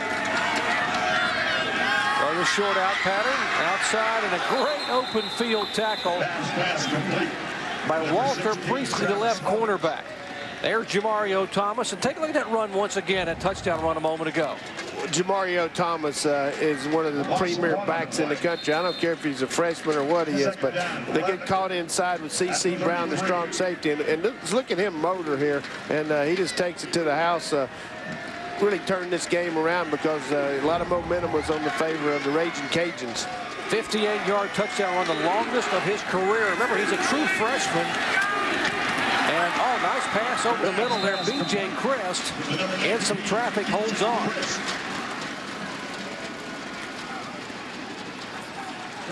I'm impressed with Jerry Babb. He's got a lot of composure. He can tuck the ball and run. He's got he's thrown behind a couple of receivers when he's been rushed to throw the football, but otherwise he's been pretty accurate. Any way you look at this guy, he's strong enough to run with the football, and he makes really good decisions, has very few turnovers, and is hitting the guys in the open field. 23 of 34 tonight for 162 yards and 1 touchdown. Pretty good numbers. Jerry, what you're seeing now is a chess match between the defensive coordinator, Kenny Evans, and Rod Christopher. He's moving his secondary back and forth and getting them to check out of plays, and it's really giving Babb some problems here on this series. Babb's career night occurred on the finale last year against Middle Tennessee, a 4-overtime game. He had 37 completions for 435 yards. He gets up with a little bit of a limp there. Yeah, it's been a good time for a fake here. Number 83, David Scheckschneider. 4th and a couple. Number 81. Johnny Quinn back, and he will. Boy, that's a very dangerous play. Leans over to catch the football and then pulls his hands back and just jumps out of bounds. Side judge there, right there on the spot to see that he did not touch the football. A 32-yard punt. North Texas. 19 days of primetime football on ESPN, ESPN2, and ABC continues with day 10 tomorrow.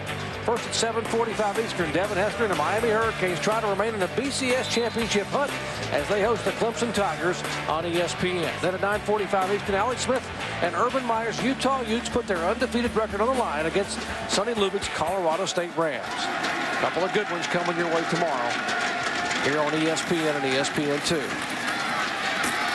Back in the game is Thomas. By the way, we talked about him running the football, and he's already run it 28 times for 185 yards, and 10 minutes to go here in the third quarter, Jerry.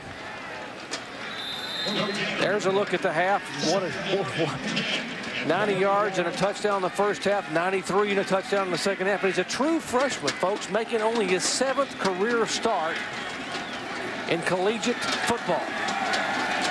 The young man was recruited by a lot of schools in the SEC and the Big 12. Opted to stay and go to school with North Texas so his mother could see him play. Pass back across. And a great run by Andy Blunt, the tight end. He's finally pulled down from behind at about midfield. 22-yard gain on the pass to Blunt. Well, this is just a terrific call because it's a play-action pass against the grain, and Blunt comes underneath as a tight end. Hall goes out and sprints out. He almost gets pressure on the backside by Bass, and now just a terrific call by Ramon Flanagan. He's done a good job adjusting here when he really needed to in the fourth quarter, and it's got this team moving. They've already got one score, and they're going towards another. Andy Blunt, by the way, a preseason all-conference selection, one of the quickest players on the team, despite the fact he's a tight end. No gain there by Thomas on that carry. Second down and 10. You know, Anthony Hill has had a good game. He had the one penalty, but he really is quick off the ball. A very good young player that's going to be a great player. He's got great growth potential, and he's just beating the tackles inside with that slant move. That's the one thing Brent Pride told us they were going to try to do is confuse them with slants and angles because this is a zone blocking team, and they're doing a good job of getting penetration. Anthony Hill is a civil engineering major here at Louisiana-Lafayette. Went to Carrollton High School. Their graduation ceremony, by the way, was held on the campus of North Texas University in Denton. So he said, I've been on that campus before. I graduated from high school there in their basketball arena. Well, that's one that Darrell got. Delay of game. Offense number 11. 5-yard penalty. Still second down. Sanuski's one. We're hearing here that maybe Sanuski might be coming in the game. I hope Bab's not hurt because he's had a good game. And, you know, overall, the one thing that Darrell Dickey's teams never do is make silly penalties. And Hall right there got a delay game penalty. They were ahead of the sticks. They had 2nd and 8. Now, this is something they don't like. 2nd long, 3rd and long. And just take care of the football here, some kind of draw. 2nd and 14. Final 8 minutes of this one. 10-point margin. Tosses it outside. Nice cutback. And, yeah, they'll get about 3 or 4 flags on that one. I think he used the face mask for the tackle.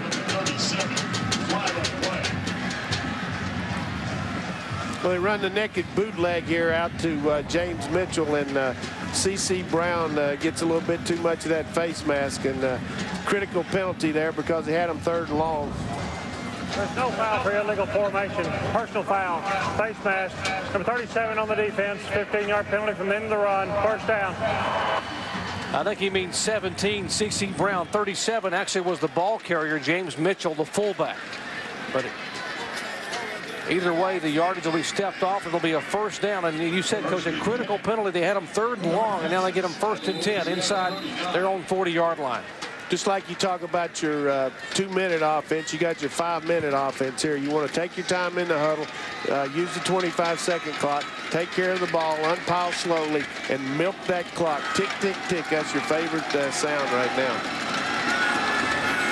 Clock is definitely the ally of North Texas. Play action fake. Gets away from one tackler and still on his feet. Great effort by Scott Hall, and he will get down to about the 31 as he gains 8.5 yards.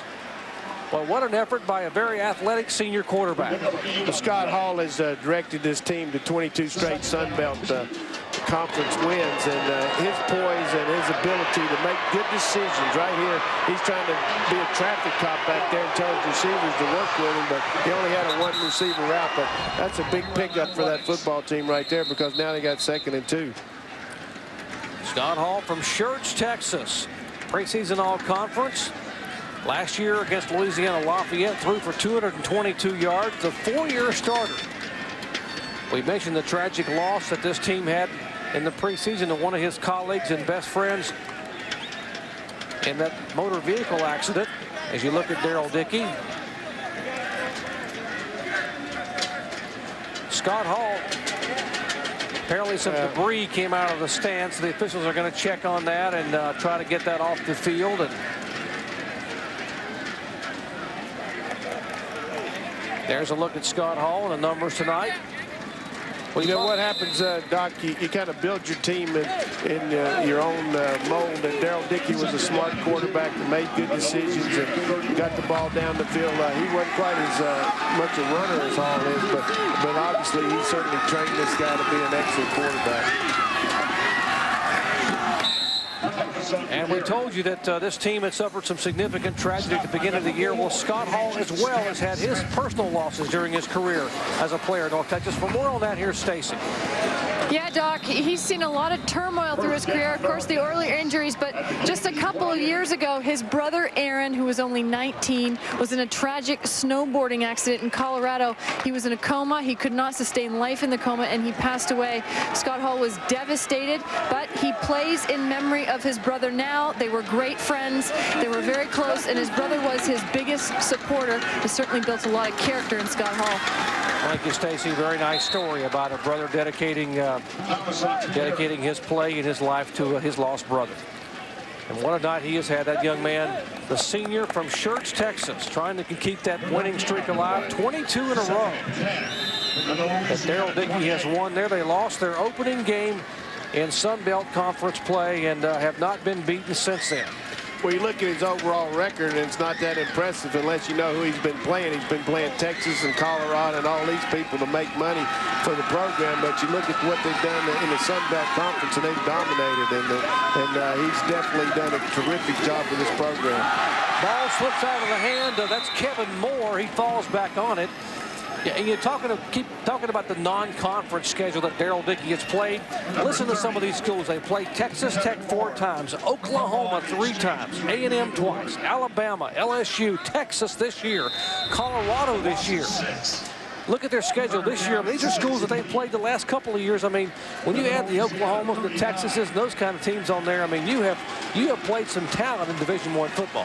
Yeah, there's no question about it. These ADs like those games, but the coaches don't like them as much, I promise you that. They were 0-4 to begin the year. They've won 4 in a row. And he's trying to get a timeout. And this year, you know, you can call timeout from the sidelines. And Daryl Dickey will get the timeout and talk it over. First timeout of the second half. Well, with 4:44 to play in this one in Lafayette, we'll take a break with them and come back with more from Cajun Field in just a moment. If a skateboard can have an active suspension, if a 60-foot fire engine can have rear-wheel steering, if a commercial airliner can check its own tire pressure, then why not your SUV? At GMC, our engineers don't just ask questions, they have answers.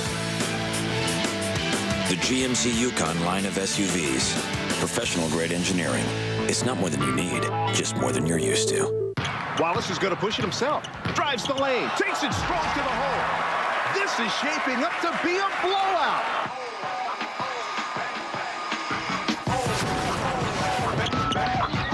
The #1 rated NBA game that IGN calls the most complete hoops game on the market. Now with next movement technology.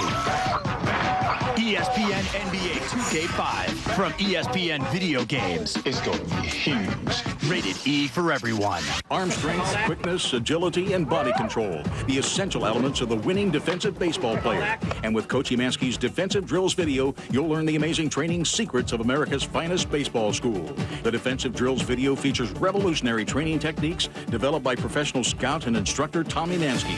Techniques that get results, producing baseball world's back-to-back-to-back AAU national championship teams and even a gold medal in international competition. In a recent review, Collegiate Baseball Magazine exclaimed, with Coach Emanski's techniques, the future of baseball is here today. Even top professional players are impressed. Just ask Major League superstar Fred McGriff. I'm so impressed with the instructional videos by Coach Emanski that I've given them my full endorsement.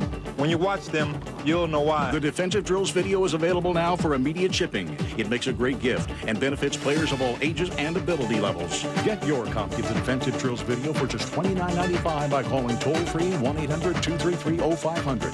Call now.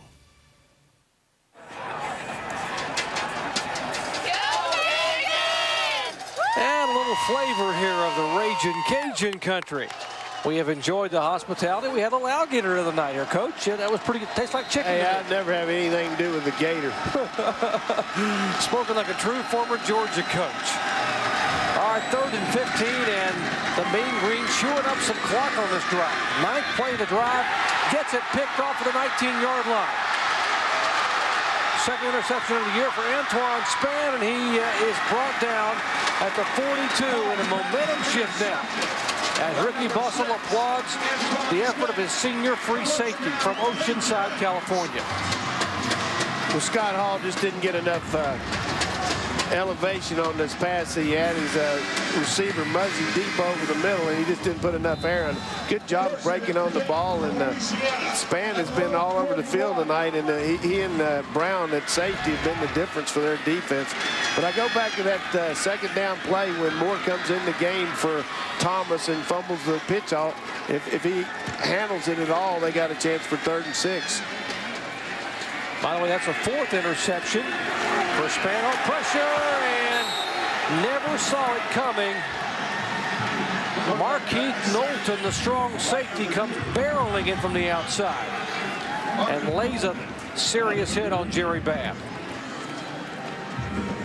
You know, all night long they've been playing hard cover 2, soft cover 2, but right here Knowlton comes off the edge and comes off the backside. There's no way that Jerry Babb can see him, and that's a good adjustment again by Kenny Evans. He just seems to be one play ahead of everybody. He's done a really good job of stifling this attack, except for the one drive here in the second half. Babb's just trying to breathe here. Remember, he's wearing that flag jacket for the broken ribs, tosses it behind the receiver over the middle. Nice catch here, comeback catch.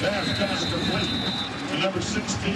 That's Travis Smothers again, the senior out of Baton Rouge. Gain of 7 yards. And with that sack a moment ago, it'll still bring up 3rd and long. As the clock now ticking away, it is the ally of that man right there, Darrell Dickey. A 10-point margin, 3rd and 13.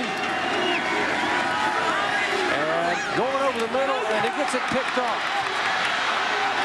Jonas Buckles takes the interception and will go down at about the 47-yard line. Pass intercepted by number 1, Jonas Buckles. 1st down, North Texas. This is the worst situation any quarterback wants to be in, trying to come back from 10 points down, and you got to take some chances. And right here, the ball just slips away from Jerry Babb. And Buckles is probably the happiest guy in the stadium with this interception because he made the bad play on the kickoff a minute ago, but he really gets some elevation here and gets up and catches this ball with his hands, and just a good job of breaking on the ball. And then, of course, Jerry Babb knows that this game is probably out of reach now, and we're going to see a lot of Jamario Thomas here the next three minutes, Jerry. Coach, a lot of the North Texas alumni very happy about that one. Speaking of which, we want to say hello to our own Dave Barnett, ESPN announcer, an alum of North Texas, recovering from some minor surgery.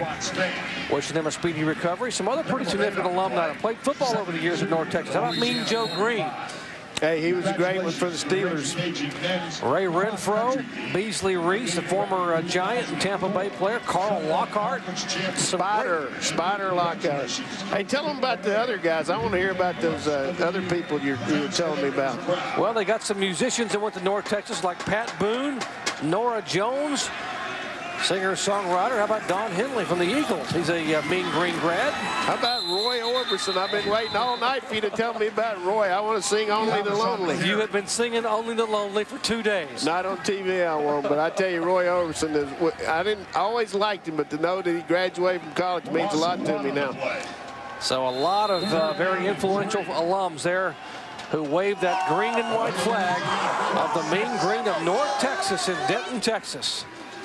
Jerry, this is just a good game for college football to see these two teams in the mid-level programs play with the execution and skill and the intensity that they've shown tonight. It's been very impressive. And remember, the conference champion of the Sun Belt will head to New Orleans, and we'll be there to cover at the Wyndham New Orleans Bowl on Tuesday, December 14th, 6:30 Eastern Time on ESPN2 against a representative of Conference USA. That man right there has taken his team there 3 years. And hoping to make it 4 in a row. Timeout, Louisiana. There's a look at the Wyndham New Orleans Bowl. And back in 2002, they beat Conference USA co-champion Cincinnati for the first win in a bowl game by North Texas in 56 years.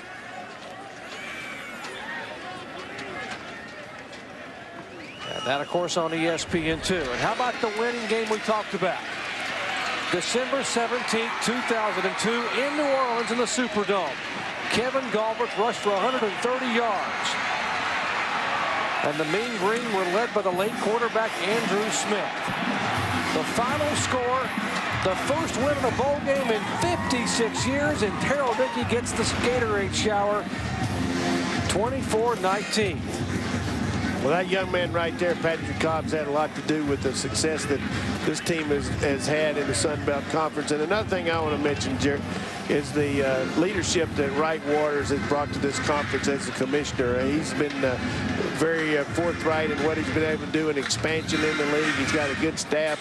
Chris Jackson, as you know, was here and did a great job of giving us hospitality while we were in the Louisiana State, and I really believe this, that this conference is one that's on the move in football and basketball, and it goes all over the country with all the different venues, but it's a terrific conference. Well, Coach, they had Troy join this year. Of course, Troy upset Marshall, beat Missouri. They dropped the ball, and North Texas will follow it and have the football inside the 15. But getting back to the comment about the conference here, the Sun Belt Conference, they had Troy join this year. Florida International will join the league in 2005, and Florida Atlantic will become on board at the end of 2005 and 6. So they continue to expand. And you're exactly right. What a great job Wright Waters has done as commissioner of the Sun Belt Conference. Well, right here, you know, this is a situation where Thomas is just trying to make something happen. And, you know, Coach Bussell has taken after Coach Beamer and stressed the kicking game, but really it's hurt them tonight. You know, they fumbled the snap from center to start the game out. They haven't had a very good return game, and really the kicking game is one out of every 6 plays in the game is a kick, and you got to win the kicking game on the road. When Ricky Bussell came here, they had 46 players on scholarship at the end of the first year. As of this year, they'll be very close to getting back to 80. He has built this program with players. The facilities have improved. Your coach, we were talking about how proud he was of the fundraising, the brand new locker room, the brand new training room, the new study facility with the computers. He is building it step by step, much like what Frank Beamer did when he went up to Virginia Tech and had to sort of rebuild that program. They went through some lean years, but it paid off because they were very patient with Beamer, just like they have been very patient here with Ricky Bussell in only his 3rd year. Well, they need to, and they need to keep him here because he believes in this program. He believes in these kids here, and he's kind of a father for these guys away from home. And, you know, you always want to create a morale base as a coach. You always create a situation where you can make these kids feel good. And certainly we need to talk a little bit more about Jamario Thomas tonight. This is his 5th 200-yard game this season, and I know tomorrow on Sports Center they're going to be talking about Peterson and all these other guys, but this guy right here, let's get him in the Heisman. He was tied with 4 200-yard games in a single season with Herschel Walker and Ron Dane, 2 pretty good backs, I would say. And tonight it is his 5th 200-yard rushing game this season for a true freshman. 36 carries, 203 yards, and 2 touchdowns for a young man making only his 7th career start in a college uniform. 25 seconds. Well, he's had the ball enough to become a sophomore or a junior in most programs because he definitely, you know, we talked about 37 carries a game, and I don't know how many he's had tonight. I know our graphics people, stats people will tell us, but 36. Let's give it to him one more time here. He's not going to make it. They're going to run the best formation in football, following the ball, but I know one thing we talked about, and you give this young man a lot of credit, too, on the sideline, Patrick Cobbs. Please reset the game clock to 30 seconds. Started on my signal. Cobbs was a player of the year, you know, last year, and now gets a devastating injury, but he's been a real team guy and helped DeMario out. And go ahead, Jerry. And Jamario Thomas, it pays off. His mother wanted him to stay close to home and play where she could see him play. And Laverne, you got to be very proud of the young man. He turned down offers from Arizona and Arkansas and all over the Southeast to stay in Denton, Texas. And tonight, For the 5th time in 2004, he has rushed for over 200 yards, and the streak continues as North Texas will win this one 27-17, and 23 in a row they have won here in the Sun Belt Conference.